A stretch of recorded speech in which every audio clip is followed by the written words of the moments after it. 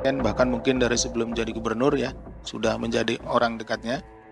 Kemudian pernah juga menjabat PLT Sekda. Menelisik hubungan Gubernur Sumatera Utara Bobi Nasution dengan Kepala Dinas PUPR Provinsi Sumatera Utara Topan Obaja Putra Ginting yang menjadi tersangka KPK.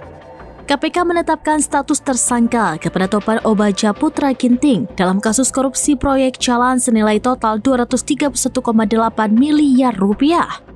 Penetapan ini bukan hanya mengguncang Pemprov Sumut, tapi juga menyoroti hubungan dekat Topan dengan Gubernur Sumut Bobi Nasution. Karirnya kian melejit sejak Bobi menjadi wali kota Medan.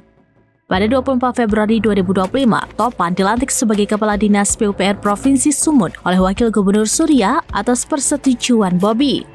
Topan Ginting disebut-sebut dipersiapkan menjadi Sekretaris Daerah atau Sekda Provinsi Sumut. Bobi Nasution dikenal mempercayakan sejumlah pejabat strategis kepada sosok-sosok profesional muda. Topan adalah salah satunya. Saat dilantik menjadi PLT Sekda Kota Medan, Bobi secara terbuka memberi pesan agar Topan fokus pada peningkatan pendapatan asli daerah atau PAD dan menjauhi praktik korupsi. PLT Deputi Penindakan dan Eksekusi KPK Asep Guntur Rahayu menyebut bahwa KPK akan menelusuri seluruh aliran dana termasuk keatasan Topan.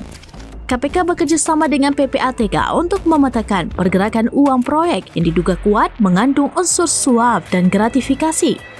Publik kini menanti apakah hubungan kedekatan antara Bobi dan Topan akan menyeret Gubernur Sumut itu dalam proses hukum? KPK menegaskan tidak akan ada pilih kasih.